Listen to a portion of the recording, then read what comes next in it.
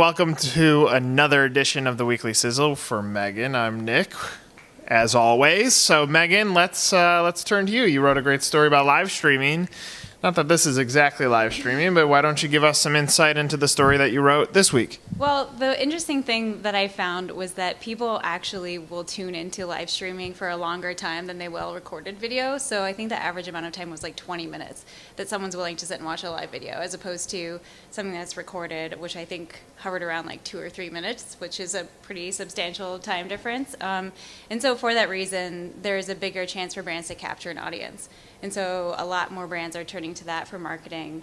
And they're using it in different ways, such as to highlight new products that they might have, or go behind the scenes at their offices or their factories, or even do Q&As with a CEO or someone like that. And one brand that I found that did that very well was Benefit Cosmetics, actually, and they often have like live streams of new product reveals, and I think the last one they had, it had upwards of like 100,000 people tuning in just to watch this like one mascara launch or something like that, which is incredible. So I think more people are realizing the power of that in their marketing efforts. So it's interesting. So for franchise brands, at least my perception is they feel like it's too costly, or the budget must be ridiculous for us to do live streaming. Because I don't know, have you seen any franchise brands go into live streaming outside of some of the stuff that we've done with 1851? I know Dunkin' Donuts did. They did a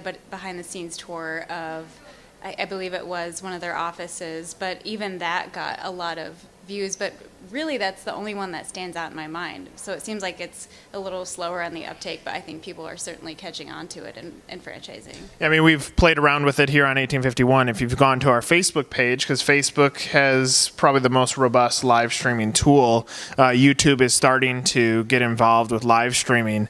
But we played around with it, and even folks watching me get shaven at the IFE in New York, there were plenty of you watching, and Sean Fitzgerald getting a shave in New York, and we did some live interviews. You saw Megan interviewing Charles, who will be our cover of next issue. But I think it's a great way to make social again. I think it gives brands the opportunity to tell their story and not be afraid to say it in real time. And I guess you have to be comfortable with not being edited too. Right. And I think that the best thing about it is that it's easy. Anyone can do it. And like really, if you can just allow yourself to have fun with it, I think it's really going to show your personality and give a personal level to your brand that people otherwise wouldn't see. So really the biggest piece of advice I found was just to like be yourself and have fun. So yeah, I would imagine for many CEOs of franchise brands are probably fearful of the uncontrollable moment and not being prepped. But look, that's what you're going to do if you're going to go on Fox Business or CNBC and talk about anything that is relevant in today's world. You're going to be in live,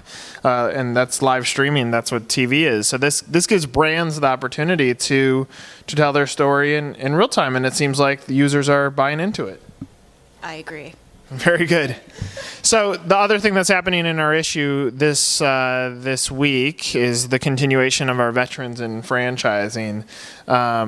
What stories have you heard there that seem interesting, or that you've read that you think our viewers should focus on? We have Adam Loomis coming up. I interviewed him from Right at Home, and he spent 5 years in the Army before deciding to franchise. And I think it was kind of interesting, his whole take on advice that he would have for other people going into franchising was, he's like, don't choose a franchise because of the money, choose it because of it's something that you love and are passionate about. And that's what led him to Right at Home. And he says, truly, if you have passion for what you do, that's going to lead to success. And it was kind of a really refreshing way to look at business and franchising. And I think it's a good message for other people looking to do the same. Yeah, on the traditional media standpoint, I mean, I've been in the franchise industry for over 10 years, which is crazy because of how young and beautiful I am. But the story that has always stuck is veterans and franchise. It seems like an easy human interest piece that you, as a prospective franchisee, can resonate with. Even if you haven't had any experience in the military, us as a community, at least in the United States, are very protective of those who have served our country. But it also shows probably great values and systems that those that have gone into franchising can cross-apply from military training into something that they're now also very passionate about in business. Right. Yeah, it seemed like the consistent quality across the board for everyone we talked to was that what drew them to franchising was the system that's in place, because they came from essentially a very structured system to begin with in the military, and that is sort of what led them to franchising. And they said that's the difference between franchising and not franchising, was having that system, and that's what really attracted them. Great. So for those of you who are paying attention, our issues run from the 1st to the 15th. So we have still another week worth of content on veterans and franchising. And you'll be able to see those stories in multiple places throughout the site. Very close to launching IFA.1851franchise.com. And Megan, just a little insight to what you've been speaking to Robert Cresante about? Yeah, it's really about telling franchising's story, essentially changing the narrative that's out there and putting a face to the businesses that, I mean, the fact that it's created such a vast economy in the country and yet it's still very misunderstood. People often see it as this big corporate entity and not this local person that's on the ground running it. And I think the goal there is to be able to highlight the individual people in each community making it happen. And hopefully in that way people will realize that this is an incredible opportunity. It's helping people like achieve the American dream when they otherwise wouldn't have had the opportunity. Yeah, I've told this story before, but I came out of rock star journalism. If you look closely, I had my ears pierced.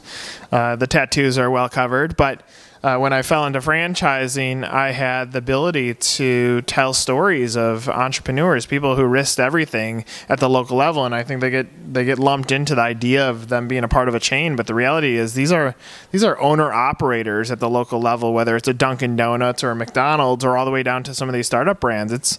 It's people that ultimately had to put everything that they've built up in their life to take a risk to change the course for their family, and they truly believe in the brand that they bought into, and they hope that this brand and the scalability that they can have within this brand will give them a shot at doing something successful. But the commonplace here, whether it's live streaming or it's veterans and franchising or it's just true people stories, is that all of them have people behind them. And people are what sell brands, and that's a message that we continue to deliver here at 1851. So thanks for watching another week of news. You can see this time in our background we have a Singer Sewing Machine, which for those of you who don't know, 1851 is when Singer Sewing Machine first franchised their business. So there's old Singer right behind us. So have a great week, have a great weekend, and we'll talk to you next week. See ya. Bye.